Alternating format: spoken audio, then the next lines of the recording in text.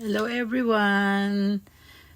Ayan po, ako ay nagluluto ngayon ng ginigisa ko muna pala yung manok. Kasi magluluto ako ng lugaw. Ayan, tinisa ko siya sa sibuyas, bawang. Tapos, pagkatapos ko siyang igisa, dahil naglaga na ako ng panlugaw, isasalin ko na ngayon siya sa lugaw. Ayan, tayo nyo lang po.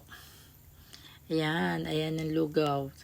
Nagluluto ako ng lugaw kasi ang aking apo ay may sakit, may trangkaso po. Kaya wala po siyang ganang kumain. Kaya ginawa ko, ako ay naglugaw. Dinamihan ko na po para pati kami makakain din. Ayan. Isang kaldero lang naman yan. Pero hindi naman marami. Tama lang naman. Para kahit maghapon siyang kumain ng lugaw. Yan na lang ang pinakatanghalian niya, hapunan niya. Wala nga ganang kumain eh. Yan, nilagyan ko pa siya ng chicken cubes. Anyway, sa mga nakakapanood nito, don't forget to like and comment na rin po and subscribe. Shout out po sa inyong lahat. At maraming salamat po sa mga nagla-like at nagnonood ng aking mga video. And shout out din po sa aking Team Survivor. Maraming salamat po sa inyo. Suporta. Ayan. Halo-haloin ko muna ulit. Balik na po ulit tayo sa aking apo. Kagabi ay magdamag siyang nilagnat. Kaya ngayong umaga, pinaglugaw ko lang siya. Bali, pahihilot ko siya ngayon. Alis ang mister ko ngayong tanghali. Kaya pagkatapos niyang kumain ng lugaw, dadalhin ko na siya sa hilot. Kasi pag umalis siya sa tanghali, gagabihin na siya na uwi. Dapat usually kasi pag nagpapahilot ako hapon dahil aalis nga siya, kaya aagahan ko na lang ang pagpapahilot. Ang hirap pagka may sakit ang bata. Hindi nagpatulog kagabi. Tapos wala siyang ganang kumain, kahit maggatas, hindi nagagatas. Hindi na siya naggagatas sa bote. Baso na lang siya pagka umiinom siya ng gatas. Hindi katulad dati bote. Kasi nga malaki na siya. Inawat ko na siya sa bote. Ayan, sinasandukan ko na siya ng lugaw para makakain na siya. Mainit-init pa. Ayan.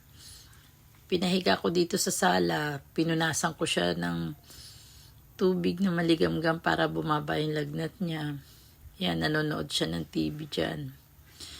Yan, palamigin ko muna. Pag alam mong may sakit ang bata, alam mo kung may sakit o wala kasi matamlay. Pagka yan walang sakit, malikot yan, makulit, laro ng laro.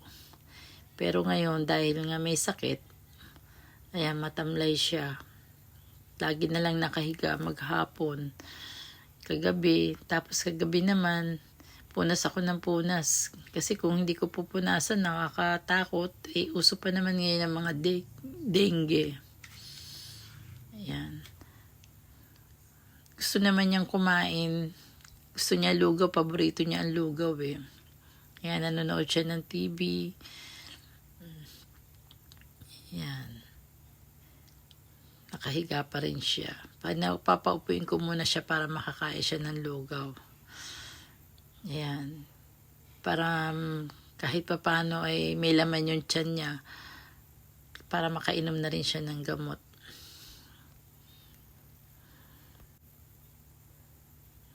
Ayan. Kumakain naman. Mabuti na lang mahilig siya sa lugaw. Kaya lang, hindi gaanong kadaming kinain niya. At least nalamanan yung tiyan niya. Yun ang importante. Kasi pagka walang sakit siya, malakas kumain. Kahit isang tasang lugaw, kayang-kayang ubusin. Yan. Kaya ngayon may sakit, walang ganang kumain, matamlay. Hindi pa naman ako sanay nang hindi ko makain yan. Yan. Tapos hindi ako nakakatulog kapag may sakit. Napakahirap may sakit. Para akong back to zero na nag-aalaga ng anak. Pagkatapos mo sa anak, sa apo na. Ayan, tapos na siyang kumain. Kaya ayan, mag-i-e-bike na kami, lalabas kami. Punta na kami sa manghihilot. Ayan. Malapit lang naman yung naghihilot sa amin. Kaya lang, nag-e-bike na rin kami. Pwedeng lakarin, pwedeng mag-e-bike. Kaya lang ngayon, kasi ang panahon ngayon umaambon-ambon, kaya nag-e-bike na lang kami. Tsaka nga masama yung pakiramdam ng bata, nung apo ko, kaya nag-e-bike na lang kami. Pero hindi na makalayo. Siguro kung lalakarin mo, mga 10 minutes lang nandun ka na. Ayan. Hiyang na hiyang yung apo ko dyan kay Lola. Hiyang na hiyang siya. Pagka nahilot siya, gumagaang yung pakiramdam niya. Ayan. Tsaka mura lang ang bayad. 50 pesos lang kapag nagpahilot ka. Hindi naman siya namemresyo. Kung magkano lang yung gusto mong ibayad. Yun lang, pwede na. Ayan si Lola. Ayan. Hiyang na hiyang siya dyan. Pagka hinilot na siya niyan, gumagaan yung pakiramdam niya. Pero, iba pa rin yung nagpapacheck up ka sa doktor, syempre. Pero nakakatulong kasi yung magpahilot ka. Other naman, pag hindi pa nawala yung lagnat niya maghapon, papa-doktor na kami. Anyway, thanks for watching.